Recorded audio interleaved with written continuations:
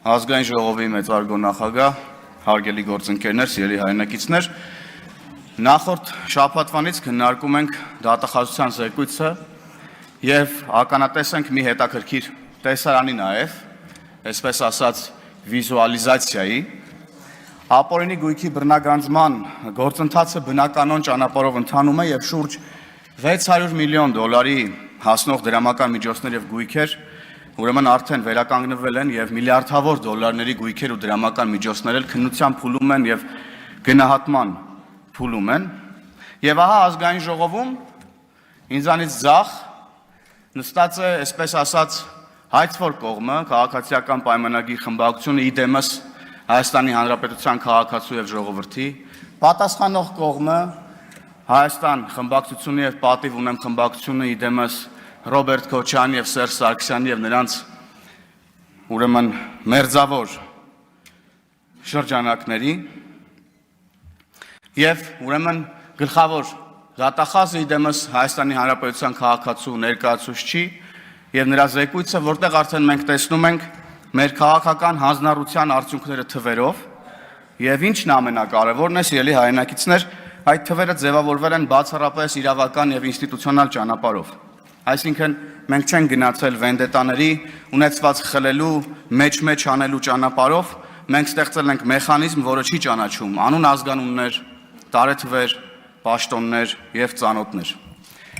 Տիկին գլխավոր դատախազ, մենք շատ հաճախ ենք հանդիպում մարդկանց եւ վստահ եմ դուք էլ եք լսել այս պահանջը, մի շարք մարդկանց բռնելու մասին։ Այս ցուցակում առաջինները բնականաբար Ռոբերտ Քոչարյանը եւ Սերժ Սարգսյանն են, բայց այս դահլիճում էլ կգտնենք մարդկանց, որոնք ըստ էության առաջին հորիզոնականներում են, ըստ էության top 10-ում են գտնվում այն անունների, որոնց մասին մեր հայրենակիցները մեզ անընդհատ ասում են եւ գրեթե մեծամասնությունը ունի այս պահանջը։ Բայց ես ուրախությամբ եւ վստահաբար պետք է արձանագրեմ նորից,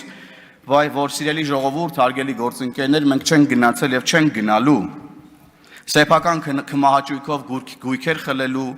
առանց որևէ իրավական հիմքի մարդկանց բռնելու, ունեզրկելու ճանապարհով երկիրը չենք տանելու կործանման, որովհետեւ դա կլինի ինքնաոչնչացման ամենաուղիղ եւ ամենակարճ ճանապարհը։ Կարճ ասած, մենք չենք դառնալու Ռոբերտ Քոչարյան կամ Սերժ Սարգսյան կամ ավելի պատկերավոր ասած Սերժ Քոչարյան, որովհետև մեզ համար ավելի կարևոր է, որ չլինեն անմեղ ազատազրկված մարդիկ, քան մի քանի մեղավոր եւ անգամ մի քանի սրիկա լինեն ազատության մեջ, որովհետև մեղավորների պատասխանատվության ժամանակը վաղ թե ուշ գալու է, իսկ անմեղների ժամանակը այլևս հետ չես բերի։ Մենք դրա ականատեսը նաեւ լինում ենք, տեսնելով թե ինչքան անմեղ մարդիկ են հայտնվել անազատության մեջ քաղաքական քմահաճույքներով։ Բայց խոսելով ժողովրդի մի մասի զայրույթի մասին, այս կամ այն մարդուց, այս կամ այն գույքը վերցնելու, ուրեմն վերականգնելու մասին, այս կամ այն մարդուն բռնելու մասին, մի երևույթի էլ ես կուզեմ անդրադառնալ։ Շատ են գույքերը, աչք ծակող գույքերը Հայաստանի Հանրապետությունում եւ հատկապես Երևանում, որոնք մի տեսակ էմոցիոնալ եւ ընկալումների մակարդակում ազդում են մարդկանց ներվի վրա եւ ընկալման մակարդակում նաեւ ստվերում են այն թվերը, այն ձեռքբերումները, որոնք մենք ունենք։ Եվ մենք ունենք ձեռքբերումներ, որովհետեւ շատ երկրներ ապօրինի գույքի բռնագանձման ինստիտուտի արդյունքները տեսնում են շատ ավելի երկար ժամանակամիջոցում, քան մենք ենք այսօր տեսնում։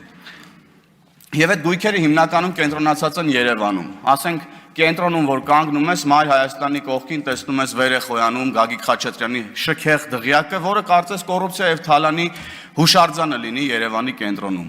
Մանումենտով բարձրանում ես ձախի վրա, տեսնում ես ազգային ժողովի կերպարով Հովիկ Աբրահամյանի տունը, որ լոլիկներով էր կառուցել, կարծես թե, եւ սենց մարդիկ, մեր քաղաքացիները կարծում եմ նաեւ այնքան արմատացած եղել կոռուպցիան եւ թալանը Հայաստանի Հանրապետությունում եւ ավանդույթի նաեւ մշակութային արդեն ինչ որ բանա դարձած եղել Հայաստանում, ազգային բանա դարձած եղել Հայաստանում, կոռուպցիան ու թալանը, որ մեզ ինչ որ էմոցիոնալ եւ ընկալումների մակարդակում նաեւ ինչ որ քաղաքական միգուցե միջոցառումներ են պետք, ես չգիտեմ ինչեր են պետք, բայց այդ աչք ծակող գույքերը ես կարծում եմ դրանց հետ ինչ որ հանրային նշանակության փոփոխություններ են միգուցե պետք իրականացնել, երբ որ դրանք ուրեմն կհայտնվեն ապօրինի գույքի տիրույթում, ես հույս ունեմ, որ այս իմ թվարկած աչք ծակող գույքերը քննության եւ անգամ գնահատման փուլում են գտնվում։ Եվ քանի որ խոսեցի կոռուպցիա եւ թալանի հուշարձաններից, պետք է վերադառնամ ուրեմն ազգային ժողովի դահլիճ, կոռուպցիա եւ թալանի կենթանի հուշարձանների մոտ, Հայաստան եւ պատիվ ունեմ խմբակցությունների մոտ։ Նախորդ շաբաթվա վերջին մեր գործընկեր ընդդիմադիր Հայաստան խմբակցության քարտուղար Արծվիկ Մինասյանը հանդես եկավ մի շարք ֆանտաստիկ հայտարարություններով, ֆանտաստիկ ոչ թե դրանց առանձնահատկությունների, այլ անհնարինության իմաստով։ Խոսեց, ինձ թվում է, սա փորձ է ուրեմն մաքրել որոշ մարդկանց շատ կեղտոտ անունները, փորձ անելով մեզ հավասարեցնել եւ մեզ ուղղել նույն մեղադրանքները, որոնք ըստ էության իրականության մեջ վերաբերելի են բացարձակապես իրենց։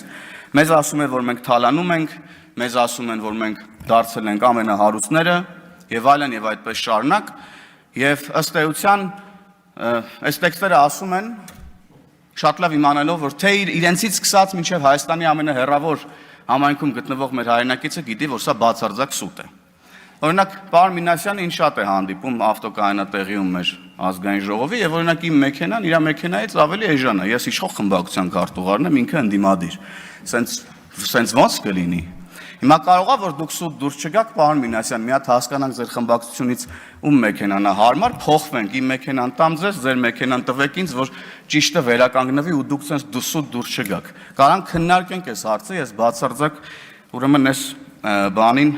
փոփոխությանը դեմ չեմ լինի, անկեղծ ես ասեմ, բայց նման տեքստեր ասելուց առաջ ես ձեզ խորհուրդ կտամ նայեք Սերան Օհանյանի աչքերի մեջ եւ կտեսնեք մի քանի հարգանի առանձնատուն։ Կպտտվեք հետ, կնայեք Աննա Գրիգորյանի աչքերի մեջ կտեսնեք հեկերը, կնայեք Աղվան Վարդանյանի աչքերի մեջ եւ կարող եք դիտել թե ինչպես են օրինակ Դավթաշենից մի կտոր պոկում դարձնում Զովունի, որ տնեն վրան հարմար տուն սարքեն։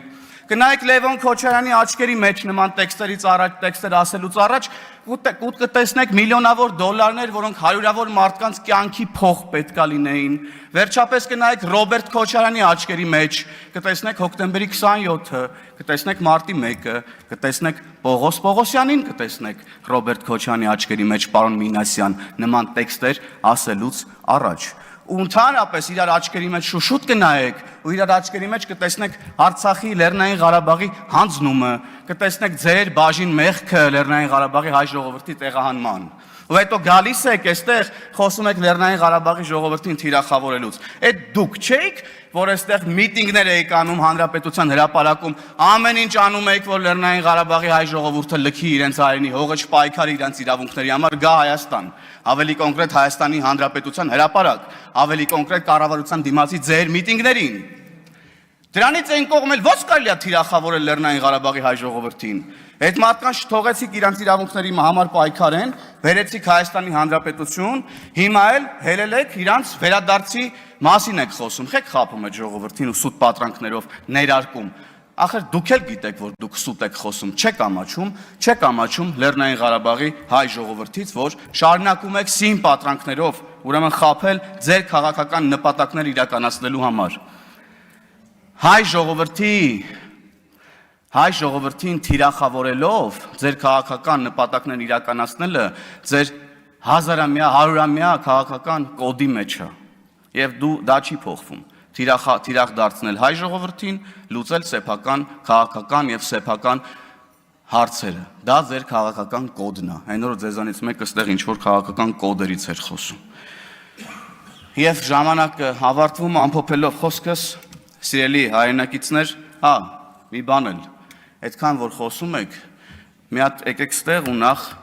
ձեր վերաբերմունքը որպես խմբակցություններ արտահայտեք Ռոբերտ Քոչարյանի հայտարարության մասին, օրինակ առայն, որ հայերն են սկսել պատերազմը Ադրբեջանի հետ։ Մի հատ եկեք ստեղ խոսեք, հասկանանք, տեսնենք այդ դուք ովքեր եք եւ ում հետևից եք գնում ընդհանրապես եւ ինչի համար։ Եվ ամփոփելով խոսքս։ Սիրելի հայրենակիցներ, Թալանի վերադարձը, կոռուպցիայի դեմ պայքարը մեր քաղաքական հանձնառությունն է, մեր ինքնությունը, եւ որքան էլ շատ ինեն խոչընդոտները մենք հասնելու ենք այն արդարության եւ արդարադատությանը, որի համար սկսել ենք պայքարել 2018 թվականից։ Տիկին գլխավոր դատախազ, ձեզ հաջողություն եմ մաղթում, ակնկալիքները ձեզանից չափազանց մեծ են, Հայաստանում հոկտեմբերի 27-ը տեղի ունեցել, մարտի 1-ը տեղի ունեցել, քաղաքական սպանություններ են տեղի ունեցել, միլիարդավոր դոլարների թալան է տեղի ունեցել, հարյուրավոր մարդկանց ունեզրկում է տեղի ունեցել եւ այս ուրեմն ակնկալիքների առաջին հասցեատերը հողի վրա աշխատանքի իմաստով դուք եք, ձեզ հաջողություն եմ մաղթում եւ շնորհակալություն կատարված աշխատանքի համար։